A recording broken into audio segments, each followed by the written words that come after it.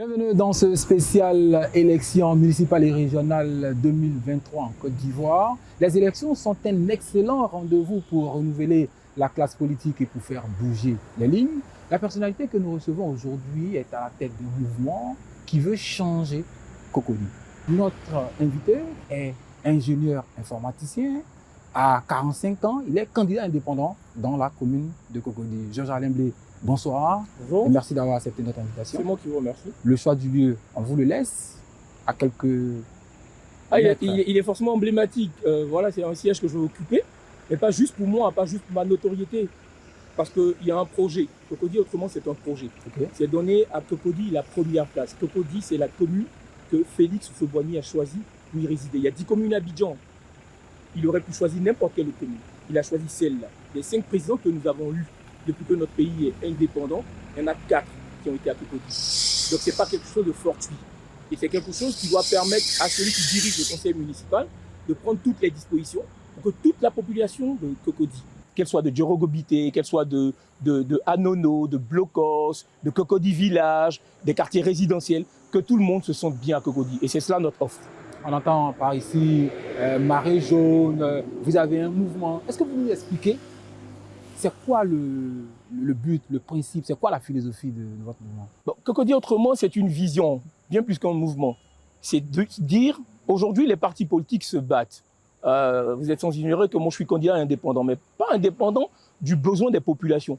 Les populations ont un besoin de salubrité. Les populations ont un besoin de qualité de transport public. Les populations ont un besoin d'éducation de qualité.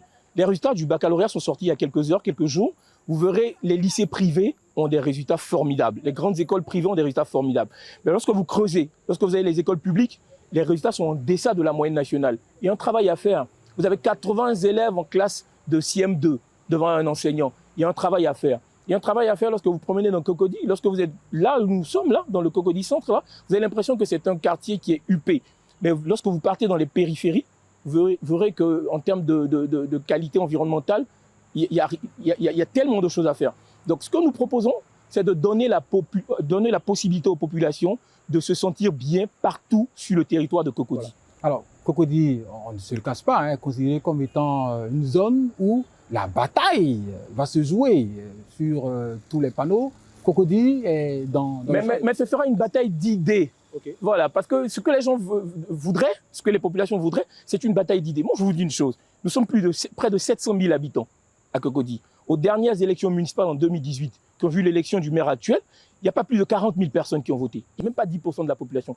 Parce que les populations entendent très souvent, et ça, je ne dirais pas que c'est de la faute des médias, mais les populations entendent très souvent, donc Cocody, c'est le bastion de tel parti, il y a tel autre parti qui veut le gagner. Mais les élections locales ont pour but de mettre quelqu'un au conseil municipal pour gérer les besoins des populations, pas des partis politiques.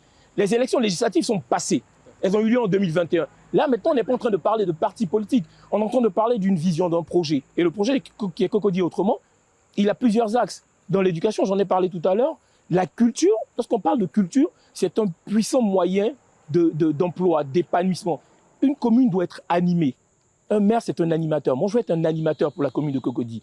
Lorsque les populations travaillent jusque vendredi soir, samedi, dimanche, elles doivent avoir de quoi pouvoir s'égayer, pouvoir s'épanouir.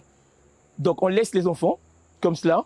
Nous voulons travailler au niveau de Cocody autrement pour que les vacances scolaires soient des opportunités formidables pour permettre aux enfants de s'épanouir. Est-ce qu'on peut se plaindre du fait que quelqu'un qui est du parti au pouvoir profite ou utilise les actions qui sont faites dans sa commune pour son fait? Non, le président de la République, il est président de la République. Okay. De 28 millions d'habitants ivoiriens que nous sommes. Et il conduit toute la politique nationale. S'il a une vision pour Cocody, c'est parce que cette vision, comme je vous l'ai dit, a été introduite, initiée par Félix Houphouët-Boigny. Donc c'est un choix qui s'est porté sur notre commune. Nous ne devons pas laisser ce choix-là se dégrader. Lorsque vous voyez les transports publics à Cocody, ce n'est pas digne de Cocody. Moi, j'ai eu l'opportunité, c'est une chance, c'est un privilège. Je ne suis pas forcément la personne la plus riche, la plus intelligente, mais de voyager. J'ai vu ce qui se fait, même à Casablanca, en Tunisie, à Tunis. Nos Ivoiriens, nos compatriotes sont dans des villes en Afrique du Nord où ils sont pourchassés. Parce qu'on leur donne l'impression que là-bas, c'est mieux.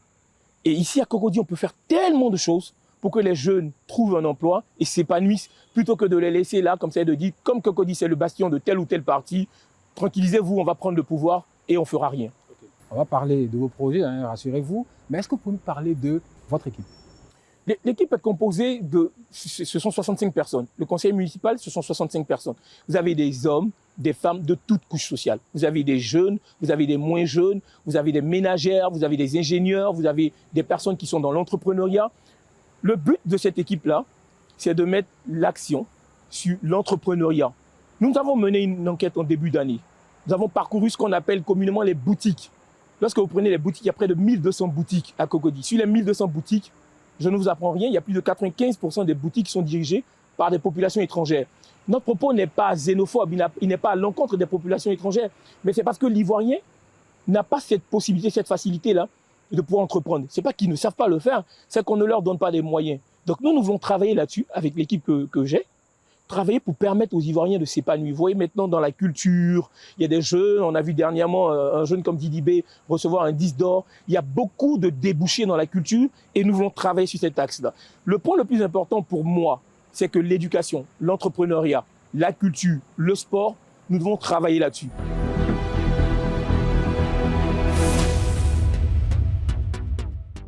Si vous venez de nous prendre en marche, retenez que nous sommes sur le programme spécial élection municipale et régionale 2023 et notre invité aujourd'hui n'est autre que M. Georges Alain Bey, le candidat indépendant dans la commune de Cocody. Nous allons poursuivre notre interview. Cette fois-ci, vous avez parlé des projets, on se rend compte que vous avez beaucoup d'idées. Est-ce que vous avez la certitude qu'arriver à la tête de la mairie de Cocody, vous pourrez le faire, surtout que dans l'opinion publique, lorsque vous n'êtes pas du parti au pouvoir, pour avoir les leviers pour exécuter votre plan, est-ce que vous pensez que vous pourrez le faire? Non, mais ça, c'est quelque chose de très facile. Je veux dire, on ne donnera pas une mauvaise note au président de la République et son gouvernement pour dire quand vous n'êtes pas du parti au pouvoir, vous n'avez pas les moyens. Mais c'est une chose qui est très claire. La levée de fonds, c'est quelque chose qui existe. Nous, ce que nous savons faire à Cocody, c'est de dire c'est une commune. Le dernier recensement général de la population a permis de comprendre que Cocody est la commune la mieux éduquée. C'est la commune dans laquelle il y a le plus de managers, de dirigeants d'entreprise. Nous allons rentrer dans des partenariats pour nos projets, pour leur faire comprendre que là où vous êtes, vous ferez bien de pouvoir donner un coup de main à tous ces jeunes-là qui vous entourent pour permettre à chacun d'être épanoui. Ça s'appelle une distribution de richesses. Lorsqu'on parle de parti au pouvoir, le parti au pouvoir, c'est le gouvernement.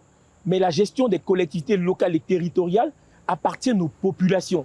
Donc dans la vision que nous avons, c'est de permettre à l'humain, aux populations de Cocody, d'être au centre des décisions. Ce n'est pas de venir comme une caisse noire de mairie et puis dire « moi je suis maire, j'appartiens à tel parti politique, donc rassurez-vous, notre parti politique aura toute la mairie ». Non, ce n'est pas ça le but. Lorsqu'on vient à la mairie, c'est pouvoir donner l'opportunité aux populations de s'épanouir.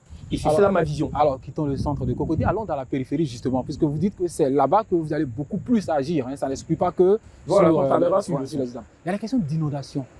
Jusqu'à présent, on n'a pas réussi à résorber ça. Il y a l'autre aspect, c'est au niveau de la circulation, dans le transport, avec les syndicats encore à Cocody. C'est ça. Est-ce qu'à ce niveau, vous avez un plan? Il y a un travail qui doit être fait. Premièrement, moi je dis la direction technique au niveau de Cocody doit être une direction technique qui est mieux équipée. Ce que nous voyons, hein, malheureusement, c'est que ce sont les derniers mois de la mandature que les personnes qui sont en charge de la gestion communale se permettent de faire 10 000 choses. Vous verrez partout là des travaux partout parce que nous sommes à quelques mois de l'élection. Mais 60 mois suffisent à imprégner la commune en termes de qualité environnementale. La direction technique sera équipée et nous aurons à Cocody des garnisons de sapeurs-pompiers. Nous aurons à Cocody, nous allons travailler avec la compagnie des eaux, nous allons travailler avec la compagnie de l'électricité pour permettre d'avoir des représentants de ces compagnies-là dans notre direction technique. Et je vous assure, ça va résorber un certain nombre de choses. Donc, en termes de qualité de vie, tout le monde ne peut pas être riche à Cocody, mais toutes les populations devraient pouvoir respirer un air de qualité.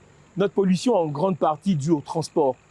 Dans le projet que nous conduisons, que nous proposons aux populations, il y aura un transport de meilleure qualité. Ça ne veut pas dire que du 2 septembre 2023 à 2028, nous allons demander à toutes les personnes de rouler en voiture électrique, mais ça veut dire que nous allons travailler sur un plan de rénovation de nos transports publics. Et ça va se faire avec les syndicats. Ça ne se fera pas sans eux. Alors, il y a un chantier sur lequel tout le monde vous attend. Vous êtes ingénieur informaticien, la question de digitalisation, Internet, on entend pas. Vous attendez la campagne? Ah non, non, vous me donnez l'occasion même de dire, moi je vous dis, je suis un tout petit peu triste lorsque des jeunes gens, des femmes, des hommes viennent pour obtenir un extrait d'acte de naissance et qui passent une demi-journée. Il faudrait qu'on arrête ces choses-là. Numériser pour permettre aux gens d'avoir des services communaux de qualité, ça c'est quelque chose qui est maintenant accessible. Ce n'est pas de mon fait parce que je suis ingénieur informaticien ou pas, c'est du fait que toutes ces populations que nous avons là ont accès aujourd'hui à l'Internet. Tout le monde a un smartphone, en grande partie, je ne dis pas tout le monde, mais peut avoir l'accès à Internet. Donc on doit travailler de telle sorte que les gens ne soient plus obligés de venir se mettre à l'état civil là, parce que ça aussi, ça génère de la corruption. On doit avoir l'opportunité d'avoir accès aux services communaux de manière digitalisée. Donc nous allons travailler là-dessus. Les propositions sont là, notre programme est là, le Cocody Autrement est là, il est disponible sur le site internet, sur les pages des réseaux sociaux, tout le monde peut regarder. Et nous faisons la promesse aux populations. Il n'y a personne à qui nous sommes redevables, si ce n'est à ceux qui nous auront élus. Merci infiniment. On se dit au revoir. C'est moi qui vous remercie. Merci. Et à bientôt. Chers amis téléspectateurs, merci de nous avoir suivis. Comme vous avez pu le constater, nous étions avec Georges-Alain Blé. Il est candidat indépendant, ingénieur informaticien de formation et de profession. Merci d'avoir suivi ce programme. On se donne rendez-vous pour le prochain numéro, certainement avec un nouveau candidat.